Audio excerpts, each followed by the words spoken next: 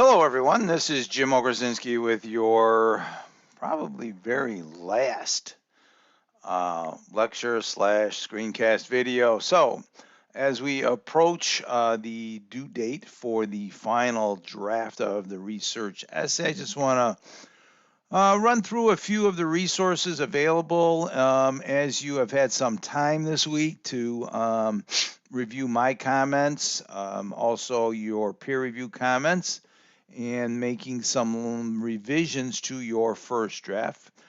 Some people might have a bit to do, some just need some tightening up.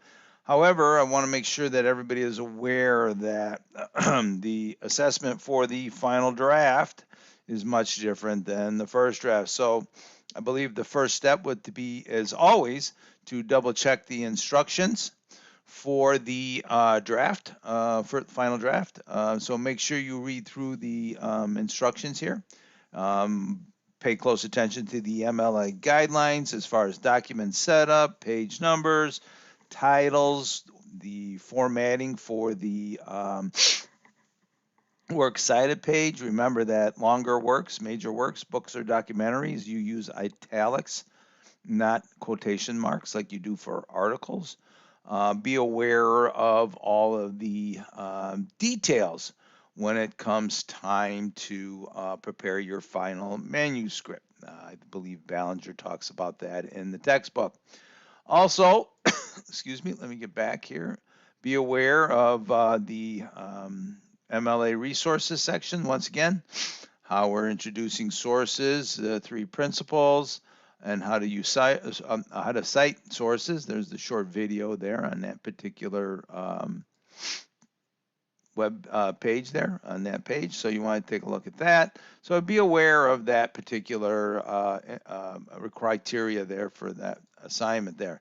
Now, Chapter 5 does provide some interesting and some useful tips on revising about looking at the language in your draft. This is a good section here. You're managing your persona, your voice, through your diction and style. What I like particularly in Chapter 5 is tightening the seams between what you say and what others say. Make sure you have plenty of context around your quoted material and that your in-text citation points toward the cross-reference source in your works cited page.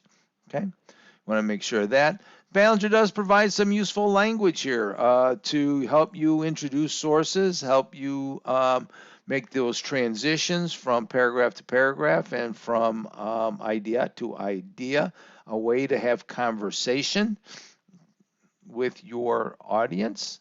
Scrutinizing paragraphs is really a useful tool to take a look at their structure. I think it's important that we look at some of the sentence constructions. Are they in active voice? Are they as concise as they need be? Also here, along with transitional language I mentioned earlier, he does provide a list of verbs that are used to discuss and introduce source material. So you want to make sure that you are really using some of the tools here in Chapter 5.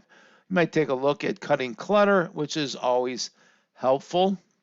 And Ballinger himself he talks about the tired phrases and different alternatives. And the top one is really my favorite, due to the fact that when a simple word like because can solve that particular issue. And then preparing the final manuscript, I think, is a worthwhile section to look over as you're looking to prepare your draft, your final draft for submission. So I just want to point that out here. And then while I'm doing this particular video, and I want to remind everybody that the last activity is the social practices and participation described in the syllabus and carried over here to this discussion board post.